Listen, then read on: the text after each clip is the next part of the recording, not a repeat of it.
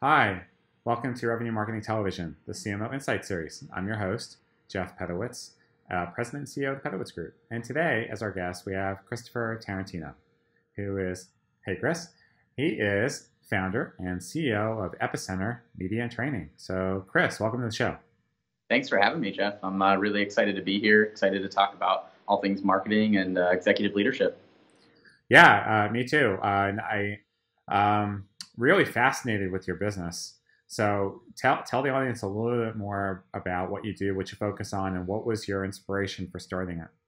Sure. So I'm fascinated by our business as well, which I think is probably a good thing. Started Epicenter Media and Training back in 2013. We deal in a unique area of marketing and communications in that we focus on emergency management and crisis communications.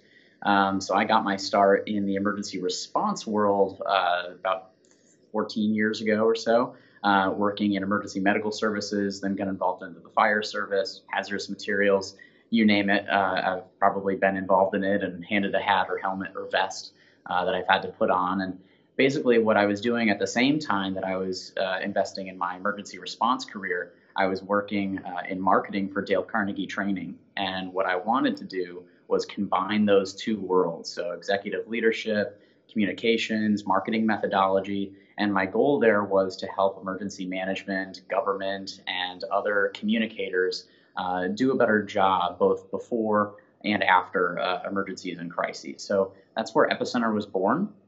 Fast forward a little bit now to the present day, and our main focus is still on crisis communications training, consulting, exercises, things of that nature. And we have a special focus on the high-tech aspect of emergency management. So social media monitoring, crisis communications, stuff like that, where if there's an emergency going on or if we're preparing for a crisis, some sort of natural hazard or a man-made threat, that's usually where we come into play. So we have a deployment support unit that goes and does this on site. We do training exercises beforehand, and then we also work with the technology community to help outfit our partners and outfit them with the tools necessary to communicate and to work better in this environment. It really is a fascinating area of marketing. And I know most of us, our pressure is driving demand. We have an event coming up or a product launch. Quite a different thing when you're dealing with an emergency or a true crisis. I would imagine the focus on marketing and the importance of getting the message right, I guess, is even greater. It is, and there's a lot of spillover in the emergency communications realm and marketing. I've written some social media coursework for FEMA and worked with their programming to develop and deliver training across the country for social media's usage and communications, public information officer training and things like that around the country. And I usually make the joke at the beginning of the day where I say, look, guys, this is just a marketing class dressed up in a fireman's coat. It's not anything new. It's just got to be massaged in a little bit of a different way. And you're right, the stakes are absolutely higher as well. So who else out there does what you do? So there's definitely a few communications firms that are out there that do basic, traditional communications, media training, and things like that. That's nothing new. I mean, we've had spokesperson training and crisis communications training for years and years. The core differentiator for our business and where we focus on is like I mentioned, in the technology realm. So bridging what emergency communicators already know, and bridging that with new media communication styling, giving them an idea of how social media works in emergencies and in crises, but also giving them a background on what that looks like in blue sky time as well. So when there's not an emergency, so they can effectively engage better and coordinate their outreach, teach them things like campaign management, things that marketers do pretty regularly, but government hasn't really caught on to just yet. So we try to teach them and bridge those two worlds. And then in the crisis communications realm, we teach them some pretty advanced stuff related to social media monitoring, like I mentioned, where we'll say, okay, look, we know that we have information needs in a disaster, and we know that there are millions of people that are out there that have the information that we could use. We utilize the same social media listening and social media monitoring techniques that a standard brand type marketer would be using, except a little bit of a different perspective, a little bit of a different goal there. Yeah, really. So you're what are your measurements then? I mean, because it's nothing to do with revenue, right? So No, what's a successful outcome of when you help one of your customers? so when we help our customers, we definitely know it because we can see a change in their performance in the way that they handle themselves. So I mentioned, today and this week we're doing training and exercises at a small liberal arts college in Arkansas. And they're getting their first taste of things like incident command system training and how communications works in and before a disaster and what you need to do to set things up. And it's a real paradigm shift because most human beings, not just people, but human beings are wired in such a way that we don't even observe, we don't even come to terms with the reality that these situations can occur, right? So you talk to a regular communications person, and we had one in our class yesterday who is the standard marketing go-to spokesperson for the college. And they're used to talking about how great things are and how awesome it is to be a student here and donate to us, right? Those are their metrics. Those are what they're going for. And so when we kind of change the vernacular a bit and we have this big paradigm shift, and now we're focusing on things like life safety, property preservation. These are big goals and objectives that if you do everything right, you're proving a negative, right? And that's really, really hard from a communications perspective to get on board.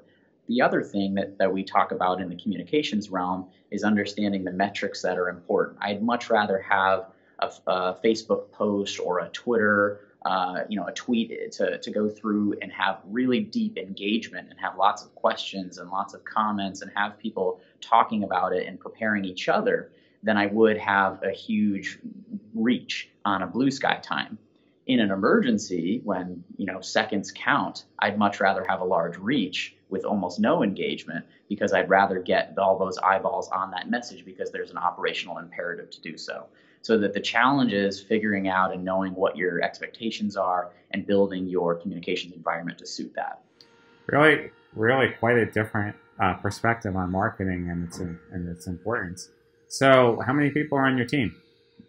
So we have a really small core group, less than 5 people in our core team, but we have a contractor base of upwards of 30 people, and we keep them on the road quite a bit doing trainings and exercises. I mentioned that we're down in Puerto Rico. We've been down there with our deployment unit for upwards of 8 months. And that's actually a unique use case that we could talk about a little bit. Definitely another different breed of marketing where we're working with a technology company to help them interface with their government client and perform better on the ground in the midst of a disaster. And we help them both in those emergency circumstances with our deployment support unit, and we help them beforehand as well with a system that we call educational marketing, where we teach emergency managers and their target markets, we teach those technology companies how to work more effectively in this environment, and we teach them how to manage their communications and their marketing, sales enablement, and things like that, so that way they can better communicate the value add that they bring in or before an emergency or a crisis. So I would imagine, I mean, certainly government and schools, I could see that as being one core audience, but companies too, right? Absolutely. Anybody can have a PR crisis or all kinds of things can happen depending on what business. So it's probably good for everyone. Yeah, 100%. And we tend to have a natural focus on campus-based entities is the way that we describe it. So we say corporate campus, government campus, higher education, healthcare, because what you end up seeing there is they have their unique stakeholder mix. They have their own kind of bubble around them. And what's great about working with those groups in particular is that they have the ability and the momentum to make changes, make actual material changes to the way that they communicate, to how they structure their technology, and kind of microcosm that they can really be influential in once they understand the underlying principles and foundational concepts of emergency management, of crisis communications. Once they get that, we can work with them and they can make some really, really big changes that are dramatically different and dramatically more successful in the event that they have a crisis or an emergency. And so we deal with the whole spectrum, right? Whether it be a reputational crisis or a life safety emergency, anything from planned events. We've done work with state fairs, with concerts, things like that as well. So, wherever you have that bubble, we're able to kind of go in and work really well. But we also do that in government where it's a little bit harder to measure. It's a little bit harder to see your results, to see the fruit of your labor, if you will, but still very, very powerful. So our daughter at Vanderbilt, she just got her EMR last semester. So I'm gonna have her watch this interview later, so she could see. That's awesome. Right now, she wants to be a trauma surgeon, but you never know. She could go into emergency management, right? Yeah. Emergency management is such a new field. I mean, the concept has been around forever, from civil defense era to, you name it. I mean, we've dealt with it over the years, and it's been decades long.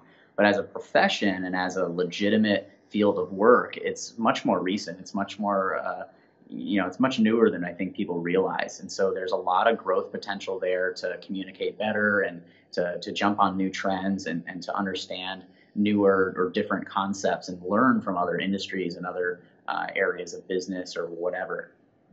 So one thing I'm curious about, how many of your clients call you after the crisis has happened versus how many are forward thinking enough to say, hey, we need to avert risk before it even happens, or be prepared anyway for risk management before it happens?